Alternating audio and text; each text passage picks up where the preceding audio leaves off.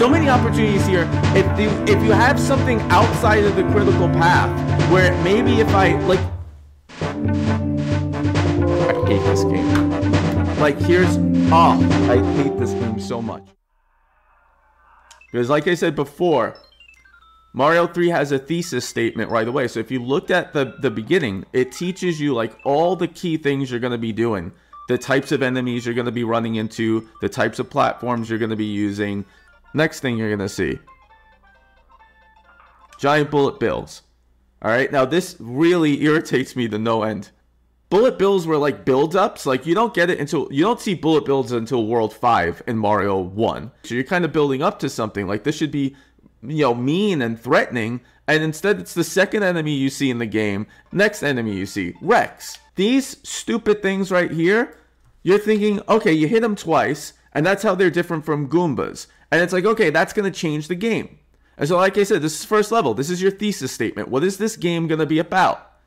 And you don't see these Rexes until World 6 on Chocolate Island. This is the only time you see them in this level until then. And it kind of drives me nuts. Because it's like, this is the first world. This is what you're going to be doing. So you barely see these again till later. And you barely see the giant bullet bills until later. And those flying question blocks, you could do a lot with them. And they do show up occasionally. Are they a huge part of the game? Not necessarily. And even, man, I'm already into it with this game. Even as a kid, I'm like, oh, flying question blocks, that's going to be a big thing. And I remember playing it and thinking it wasn't that big of a thing. So it does show up. Man, I hate this game so much. So, like, here, it's like there's nothing, there's no choices, there's no evaluation. It's just, I move forward, I move forward, I move forward. I still don't feel that the Yoshi is helping me in any way. I don't know why they keep giving me fire flowers. Like, I don't know what I'm going to do with this stupid thing. I can't even use the fire flower while I have the Yoshi. So this thing is useless. And again, there's oh, so many opportunities here. So many opportunities here. If you have something outside of the critical path, where maybe if I, like, I hate this game. Like, I hate this game so much. I'm gonna go back. I hate this game.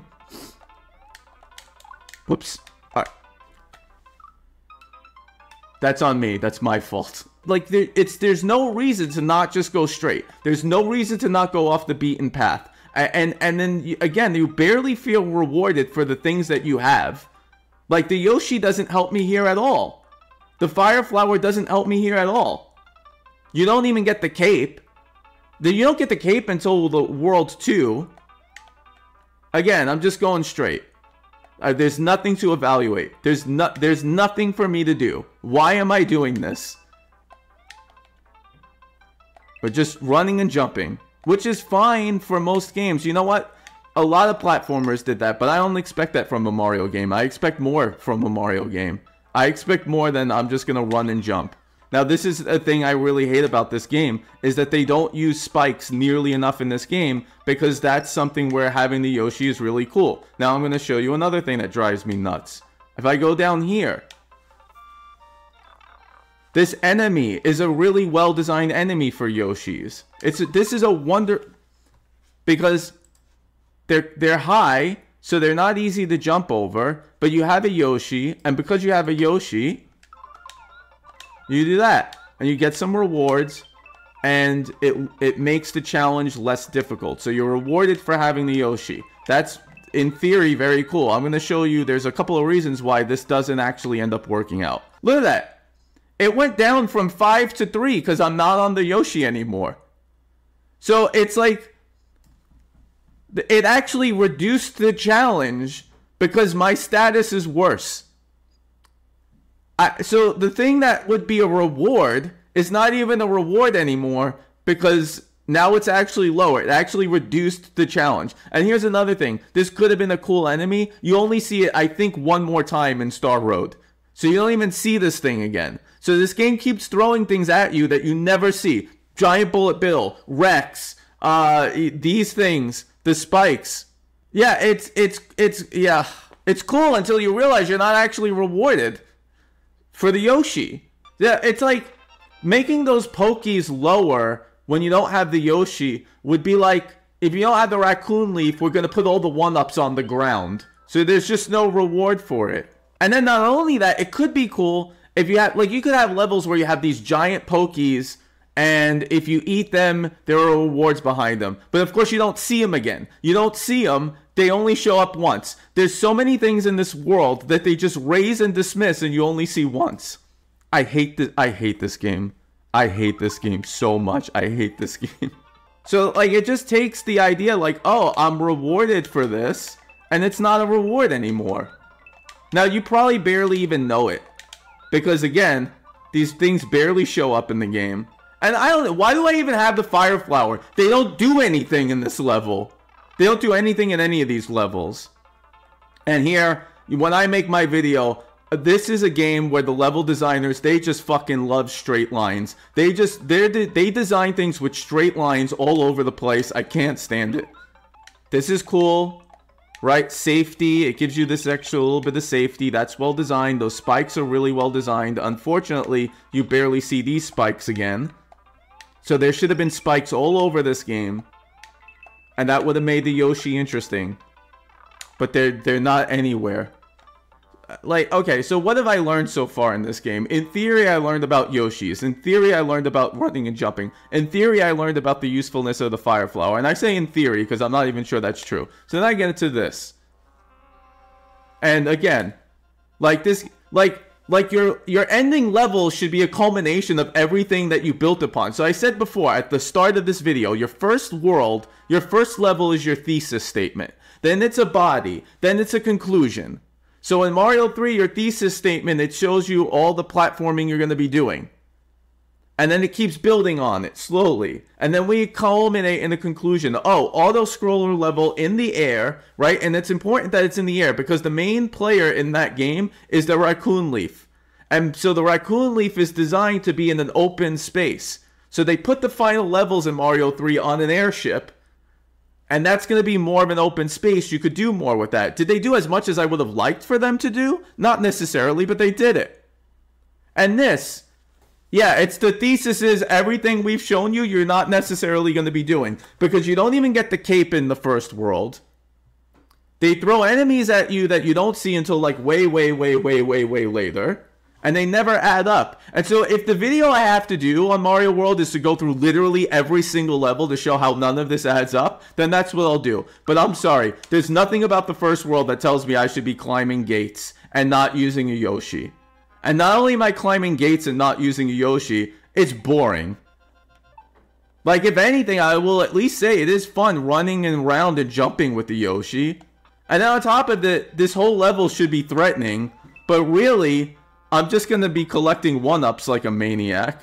I don't understand. This is so boring. This is so boring.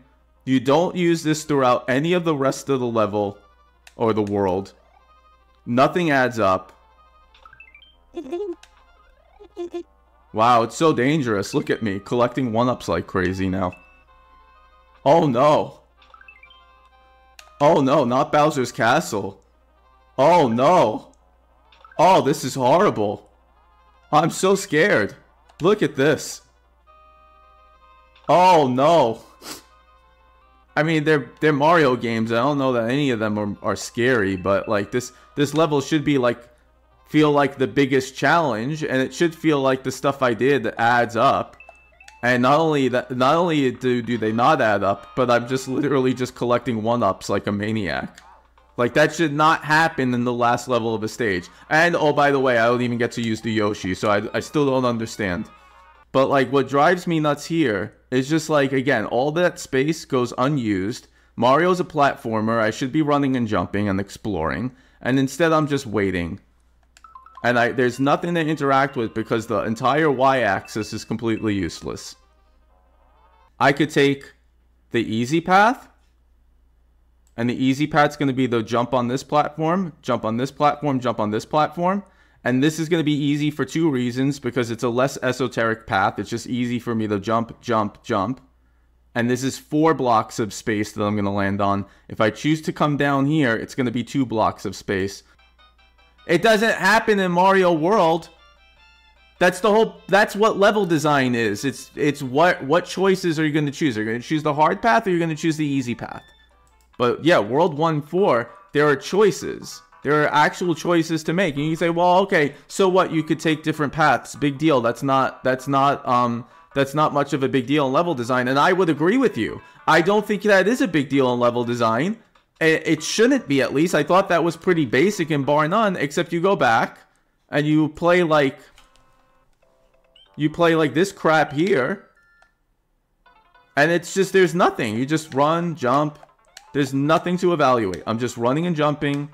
So even the subtle thing, like again, if there was like, I could eat that guy and then I spit something out there and I get a reward or something, that would be cool. But they never even give you that opportunity, which I still don't understand, because it's like, it's one thing to make an easy game, but you could still give the players who want more of a challenge something off the beaten path to engage with. But it's just, look, there's nothing for me to really stop and sit with. Nothing. I just go straight. And so there's no reason. World 1-4 doesn't do that. World 1-4 gives you things to do, gives you things to evaluate, gives you choices to make, makes you feel rewarded for the things that you have. I'm not rewarded for this Yoshi, and I'm not rewarded for the Fire Flower, because the level design doesn't allow for it. Yeah, no, games are about interesting choices. If there are no interesting choices, it's just a game of execution, which anyone can do. And then here's the other thing. Regardless of whether or not it's better, if this is fun for you, fine. But this is way easier to design for. This takes no sophistication. Why am I doing this? There's no choices. And then you're not rewarded. So this is the other thing. All right? This is what I didn't say. Because the choices and the rewards are what makes the power-ups useful. So this would be like, so I have the Yoshi, it does nothing for me in this level. I have the Fire Flower, it does nothing for me in this level. So it's like designing a Spider-Man game and putting him in the desert. So the web slinging doesn't even do anything, and it doesn't even mean anything. Like, Yoshi's the star of the game. Almost every level in Mario 3, the Raccoon Leaf, you're rewarded for having it. So why do I have the Fire Flower in this level, and why do I have the Yoshi? So I don't get the Yoshi is useless in this level. It's useless in the first one. You don't even get to use it in the Fortress level. There's so much you could have done with the Yoshi in this game. If you had more spiked platforms, if you had a need to jump off of them more, if you used the Koopa shells more interesting throughout the level design. It's not fully well thought out. They just threw stuff at you because they didn't know what they were making when they made the game. And they practically admitted it. And so there's no reward for the thing. You want to feel rewarded for the thing that you got. So again, it's like getting web slinging ability in Spider-Man and not having buildings to swing off of. Like, that's fine occasionally if it's like, oh, we're going to make you feel like we're taking your powers away. But you don't want to play an entire game like that. You want the level design to match what it is that you're doing. So in that one section in 1-4, you can feel penalized for having small Mario or big Mario, rewarded for having Raccoon Mario. But even if you don't have it, you have a choice still to recover and get the 1-up because you could execute. And if you execute, you feel rewarded. So you feel rewarded for either your status or your execution. And a level like this, you're definitely not rewarded for your status, and you're definitely not rewarded for your execution.